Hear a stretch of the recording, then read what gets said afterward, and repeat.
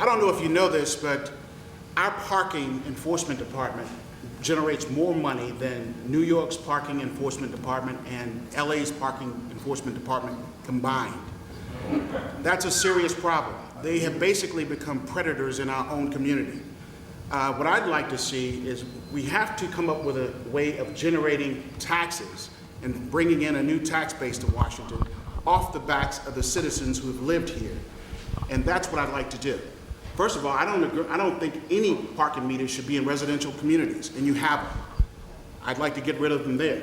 I'd also like to find ways of lowering the parking meters and also lowering the parking permits and find ways of lowering all these nuisance taxes and fees that we already have. And that starts with bringing in a new tax base.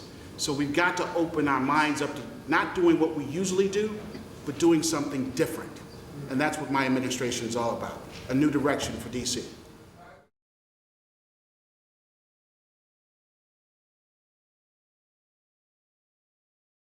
I sincerely believe there's a reason why most small businesses are leaving the District of Columbia instead of coming to the District of Columbia. And that's because we don't make it welcoming.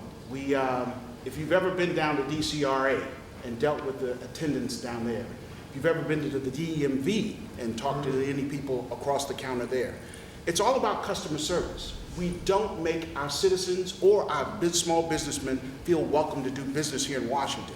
That must change. We must give them incentives, but the incentives must be matched with telling them, I want you to hire Washingtonians. It's one thing to give them incentives, but you must say there must be a caveat that goes along with it.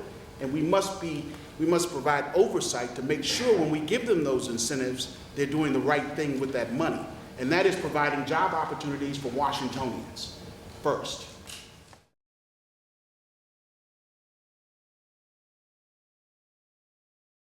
But what's happening here in Washington, D.C. are armed robberies are up all over the district, on every ward of the district. That is directly connected to the economic conditions here in Washington. Unemployment. We've got to get our people back to work. And I'm not just talking about why the folks are unemployed, because if you go back in the history of Washington, D.C., a lot of the blue-collar jobs, when we're talking about the service industry, the hospitality industry, and the construction industry, those were Washingtonian jobs. But for some reason, these employers are not hiring Washingtonians. They're hiring undocumented workers, and they're paying them a lot less than the going rate for Washingtonians. What they're doing on some of the construction sites, for a journeyman plumber gets $35 an hour. But for an undocumented worker, they're paying them $8 to $10 an hour. This is exploitation. It must stop. We must hold employers accountable to put our people back to work.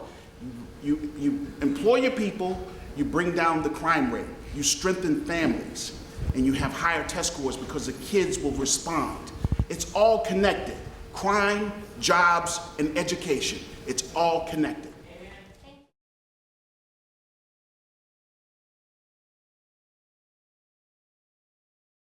I want to start with bringing in a new leader to our DCPS system. I'd like to bring in someone who has a holistic approach to public education, someone that understands it's not only the needs of the child in the classroom, but it's also the needs of that child out in the community.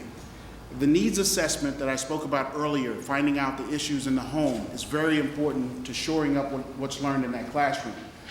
I want to also make sure our kids get options. What I mean by that is they need vocational education as well. There was a time here in Washington, D.C., we had as many as 6 vocational education schools all over the District of Columbia.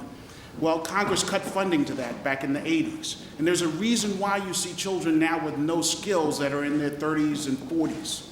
That happened from the 80s. So what we're going to have to do is bring in a new superintendent that has a holistic approach to education, but also keep those schools open until 11 o'clock at night to make sure the adults can get that same vocational training as well. Right. That's very important.